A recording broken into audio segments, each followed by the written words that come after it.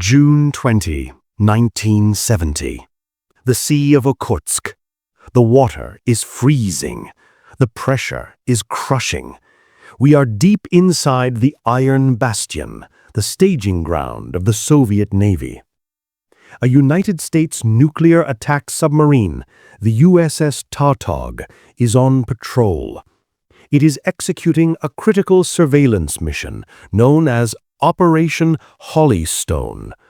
Its orders are to get close, dangerously close, to record the acoustic fingerprint of a Soviet missile carrier before it can vanish into the Pacific. Suddenly, the target vanishes from the screen.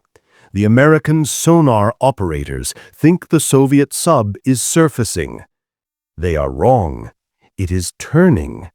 It is executing a crazy Ivan, a violent, blind 180-degree turn because its sensors cannot see behind it. The Soviet submarine, K-108, slams belly first into the top of the American sub. 5,000 tons of Soviet steel crashes into nearly 5,000 tons of American precision engineering. The impact is catastrophic. A propeller shears off, a sail is crushed, and in the control room of the Tautog, men are thrown to the deck, realizing they have just been struck by a nuclear asset. For 30 years, the crew of the Tautog bore a heavy burden. They believed they had sent K-108 and its 90 men to the bottom of the ocean. They lived with the secret that a collision in the dark had turned deadly. But they were wrong. This is the story of the collision that almost broke the world. It is a forensic analysis of two radically different engineering philosophies, the American single hull versus the Soviet double hull. And it is the story of how a Soviet design choice, focused on redundancy, saved their ship, while American damage control saved the peace. Welcome to the edge of the impossible. This is Apex Engineering. To understand why an American submarine was in position to be hit, we must first understand the stakes. By 1970, the Cold War had moved underwater. The Atlantic was a highway, but the North Pacific, specifically the Sea of Okhotsk, was a launch pad. The Sea of Okhotsk is bordered by Kamchatka to the east and the Soviet mainland to the west. To the Soviet Admiralty, this was a protected fortress. It was the Iron Bastion. Soviet naval doctrine relied on a bastion strategy. They kept their ballistic missile submarines, their SSBNs, close to home, protected by surface fleets. From here, they could threaten the American West Coast without ever entering the open ocean. The logic was simple. The Okhotsk Bastion was a loaded gun pointed at the United States. Therefore, the U.S. Navy had a responsibility. To track the threat, they had to operate forward. They had to go inside the fortress. But operating here required precision navigation. The United States recognized the international standard of 3 nautical miles. The Soviet Union claimed 12. This created a gray zone, water that was international by global law, but claimed by the Soviets. It was in this high-tension corridor that the Special Operations boats operated. They played a high-stakes game of cat and mouse, ensuring that no Soviet missile movement went unnoticed. The mission that brought the Tautog to Okhotsk was Operation Holystone.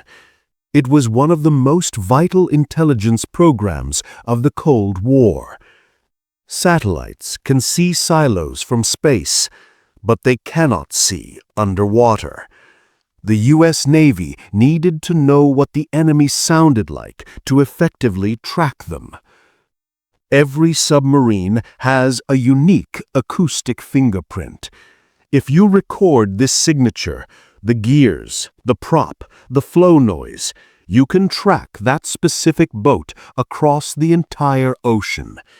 It is the only way to guarantee they don't slip past your defenses. To get this data, the U.S. Navy had to rely on its most advanced asset, the attack submarine. The doctrine required U.S. submarines to trail Soviet targets close aboard. The USS Tautog, commanded by Buell G. Balderston, was a highly capable hunter-killer. Balderston was known for his discipline and tactical acumen. He was exactly the kind of captain required for a mission with zero margin for error. The collision on June 20th, 1970, wasn't just an accident. It was a physical meeting of two national philosophies. The U.S. and the USSR solved the problem of submarine design in radically different ways. The Tautog was a Sturgeon-class attack sub. It represented the American philosophy of the single hull. Unlike earlier designs, this hull form was purely functional, focused entirely on streamlining and internal volume. This design is optimized for performance. It maximizes internal volume while minimizing wetted surface area and drag. It creates a smaller, more agile ship that is significantly quieter. The American philosophy is acoustic superiority. The best defense is to never be detected in the first place. This pursuit of performance meant the hull was built for speed and silence. There is no massive, crumple zone of water. The U.S. Navy traded heavy armor for the ability to move silently and strike first. It was a machine built for hunters. The target was the K-108, an Echo II class guided missile submarine. The Soviets utilized a true double-hull design. The pressure hull is encased inside a separate, light-gauge outer hull with a massive water gap in between. Western engineers viewed this as inefficient. It made the subs massive and created significant flow noise. The Echo II was known as a screamer, loud and heavy. However, it offered high reserve buoyancy and a layer of sacrificial steel. The Soviets prioritized brute force survivability over stealth. To sink the sub, you had to punch through the outer steel and the water gap. The matchup was set. USS Tautog, silent, agile, advanced. K-108, loud, heavy, rugged. When these two philosophies collided, physics would decide the winner. How do two massive submarines crash in an empty ocean? The answer lies in the technological limitations of the era. Submarines listen with sonar in the nose. Their engines are in the back. This creates a cone of deafness behind the ship, the baffles. A trailing submarine can hide in this cone of silence. If you stay directly behind the target, you are invisible. Soviet commanders knew their sonar was inferior. They knew they could be trailed without ever knowing it. So they relied on a crude maneuver, the Crazy Ivan. The maneuver is a symptom of blindness. The captain orders a hard turn, usually 60 to 90 degrees. This drifts the stern out of the way and allows the sensitive flank array sensors on the side of the hull to sweep the area behind them. For the trailing sub, this is a nightmare. It is about inertia. A nuclear submarine weighs 5,000 tons. It cannot stop on a dime. When the Soviet captain throws the rudder over, he effectively parks a 300-foot wall of steel directly in the path of the oncoming American sub. At 15 knots, the closure rate is too fast for human reaction. By the time the American sonar operators hear the flow noise of the turn, they are already inside the collision radius. Momentum makes the crash inevitable.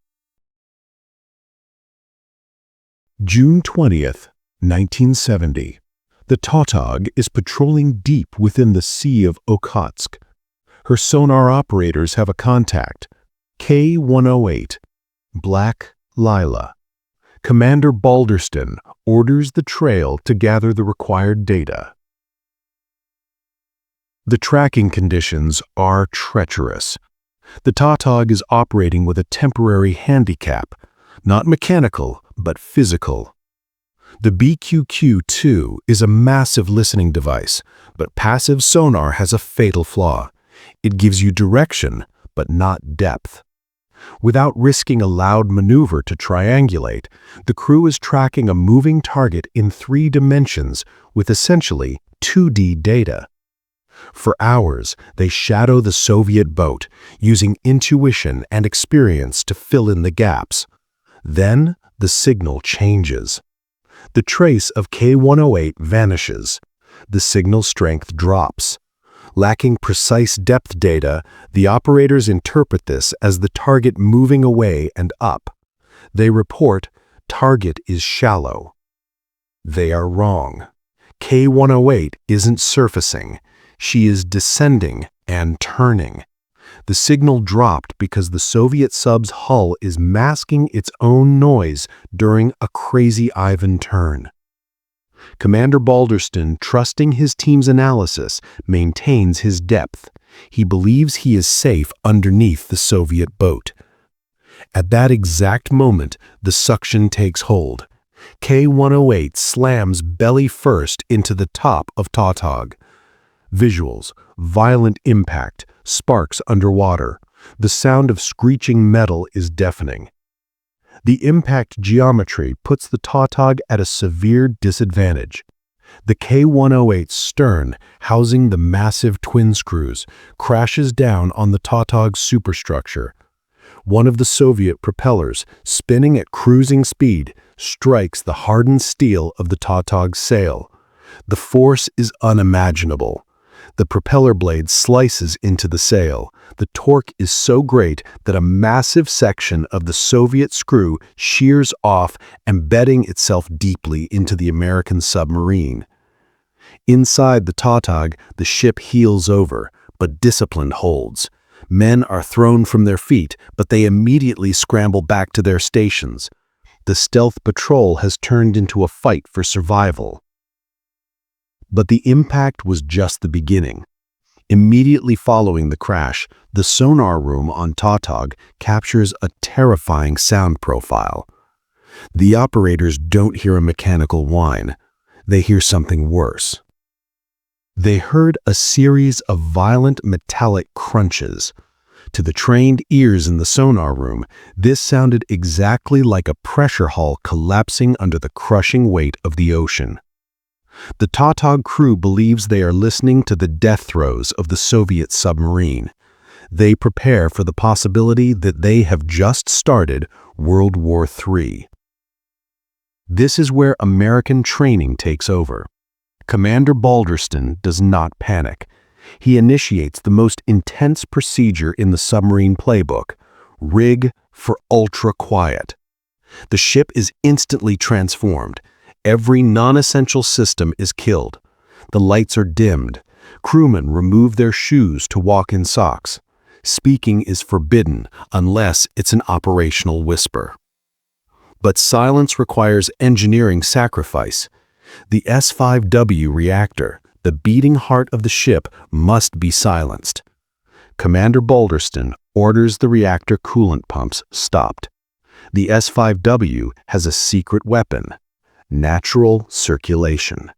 By relying on thermal convection, Hot water rising, cold water sinking, the coolant flows without a mechanical heart. The pumps go silent. It is a dangerous balance. The ship becomes a black hole in the water.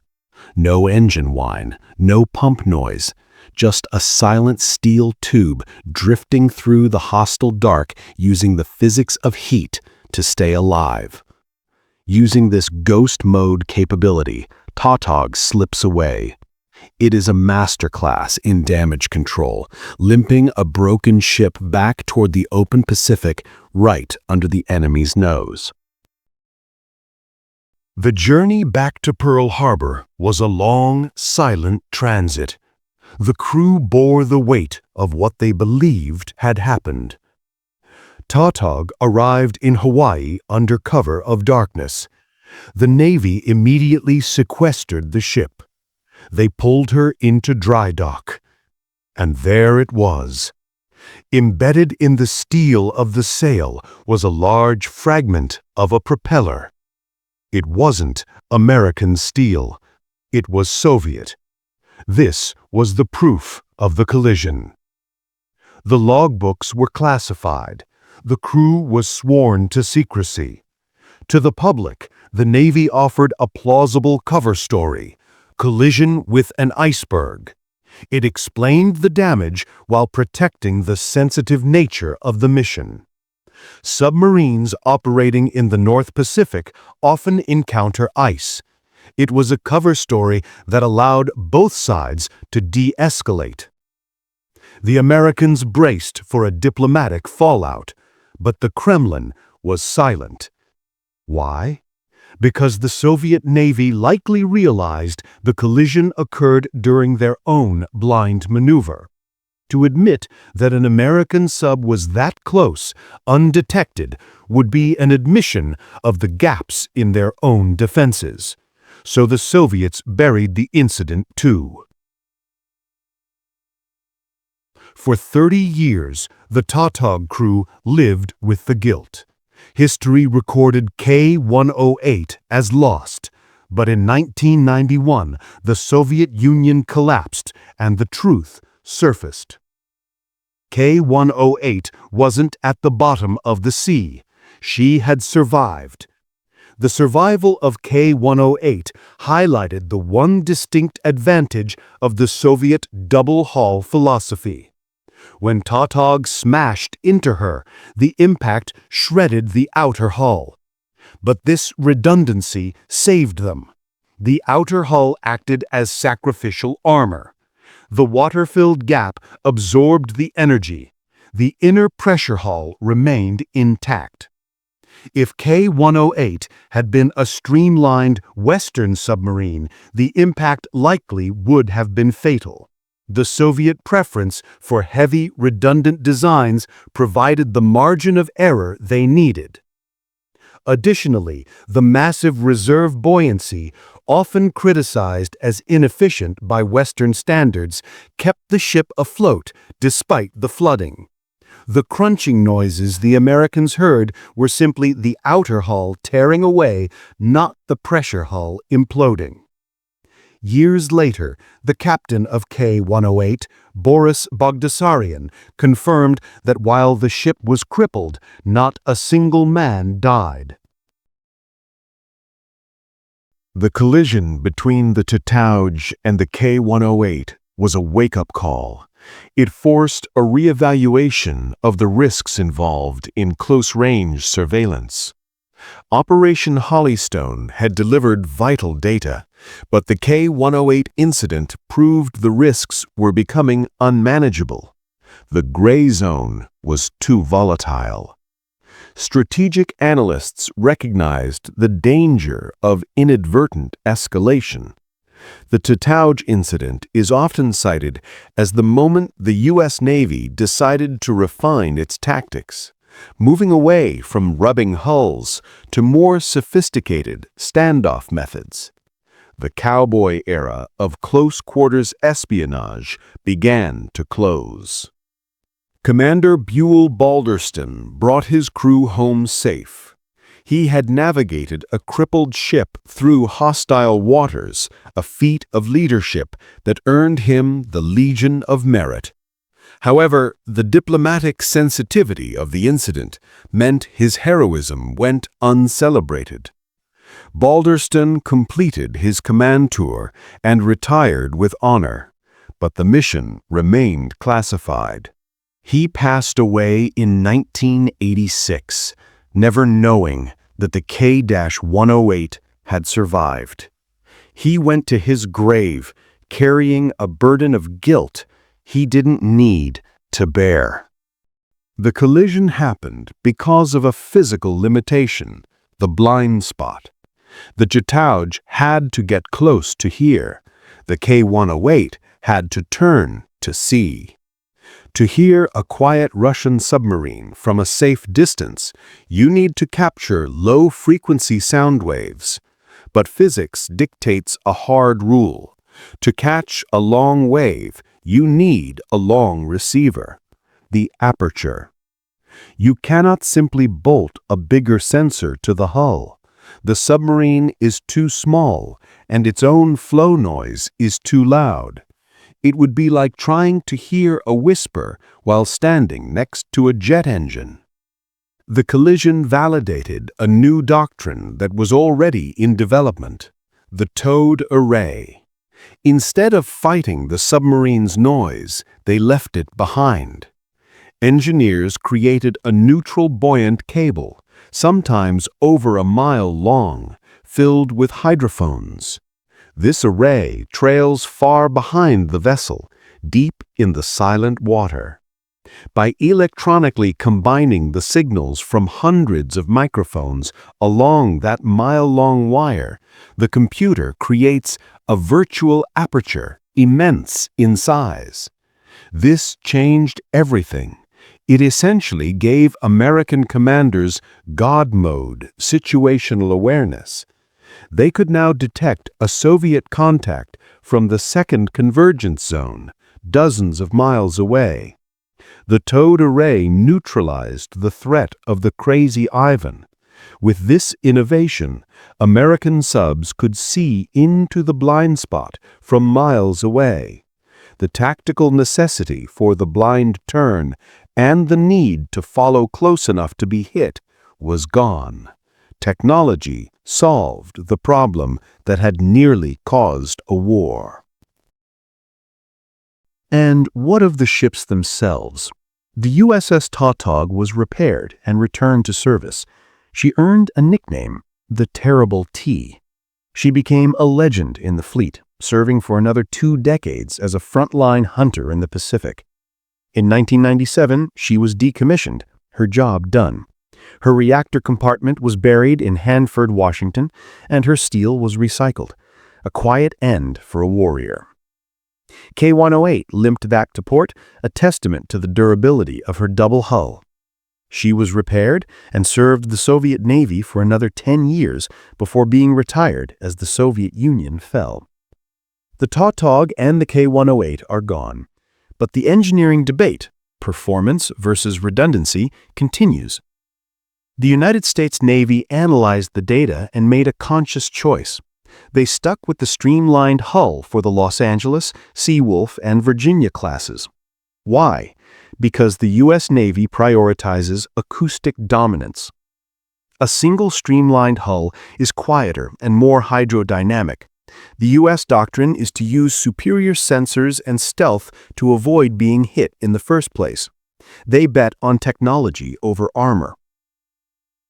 Russia, conversely, retained the double hull for their modern fleets.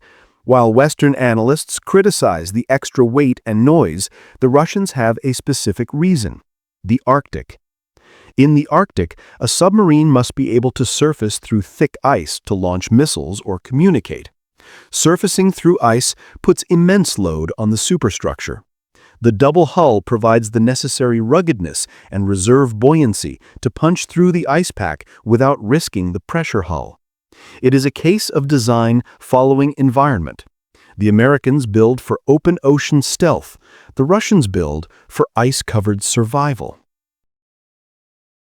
We like to think that the world survived the Cold War solely because of diplomacy.